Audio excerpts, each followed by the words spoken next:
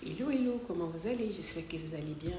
Moi, je vais bien par la grâce de Dieu. C'est toujours dans Wendy Emma pour la cause de nos enfants. Alors, le sujet du jour, ne comparez jamais votre enfant au fils du voisin. Regarde le fils de la voisine. Lui, au moins, c'est réussi. Cette phrase semble banale, mais elle peut faire beaucoup de mal à votre enfant sans que vous ne vous rendez compte. Alors, je vous raconte une petite histoire. Awa, la fille du voisin, a été comparée à la fille d'une autre personne. C'est-à-dire, le monsieur, sa fille, a eu 13 de moyenne. Et toute contente, elle montre son bulletin à son père. Et vous savez, vous savez ce que son père a dit? Regarde, à peine, il a même regardé le bulletin. Quand il a vu 13 là, il n'a même pas essayé de parcourir. Mon enfant est bien ici, mais c'est ici que ça manquait. Comment on fait pour relever, pour rehausser le niveau? Non, non, non. Lui, il allait regarder 13 là seulement. Donc, les parents, arrêtez d'aller regarder le résultat final. Regardez où est-ce que votre enfant performe. Et là où ça ne va pas, essayer de l'encourager. On ne peut pas être bon partout. Ce n'est pas tous les enfants qui sont nés pour être bons partout. Voilà. Donc, il a dit, regarde la fille du voisin. Fatou, elle a eu 18. Tu vois la différence? Et quelques secondes, la joie de Awa a disparu.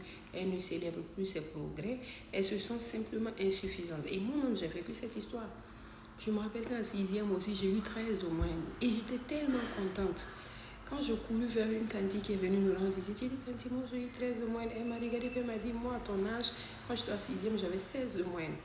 Depuis ça là, c'est fini. Je ne dis plus ma moyenne à quelqu'un. Voilà, et ça démotive. Au fur et à mesure, tu vois, tes performances ne sont plus comme avant. Voilà, et la suite même s'est ressentie dans mes études. Voilà, c'est comme si en fait, bon, tu étudies juste pour étudier, quoi.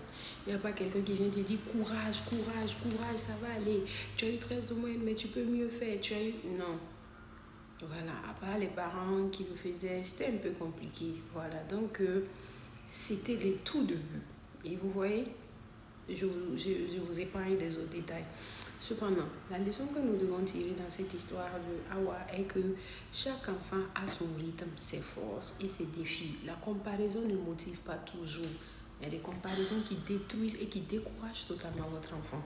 C'est parce que l'enfant lit que vous voulez dire que l'autre est mieux que vous, que lui. Voilà, que vous préférez l'autre enfant à lui. Voilà, donc le conseil que j'aimerais que nous puissions retenir ensemble, c'est comparer vos enfants à eux-mêmes en disant, tu progresses. Regarde comment tu avais fait l'année passée. Je vois que tu vas de mieux en mieux. Tu es ici, tu es cela, mais évitez de le comparer à d'autres personnes. Deuxièmement, encouragez ses efforts. Voilà, il y a des efforts que vous prenez pour je veux dire quoi, pour acquis. Vous trouvez que c'est normal. Et pourtant, l'enfant a mis des nuits blanches, peut-être, pour y arriver. Donc, vous n'êtes pas pareil. Il y a des enfants, la preuve en est qu'il y a des enfants en classe. Après la leçon, il n'a plus besoin de toucher à son cahier. Il a tout retenu. Mais il y a d'autres enfants, il va falloir relire et encore un autre suivi des parents. Donc, les enfants n'ont pas la même capacité de comprendre. Voilà, donc valoriser les qualités uniques de chaque enfant. Il faut les valoriser. Chaque enfant est différent.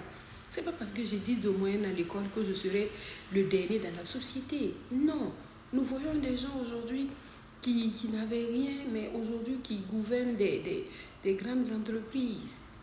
Voilà, ils n'avaient quasiment rien. Bon, comme je veux dire, ils n'étaient pas trop intelligents en classe.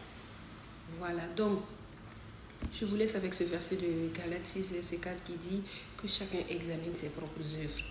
Voilà. Et avez-vous déjà été comparé à quelqu'un, à votre enfance? Comment est-ce que vous l'avez vécu? Merci de me faire le point dans les commentaires. C'était moyen pour nos enfants. Que Dieu vous bénisse.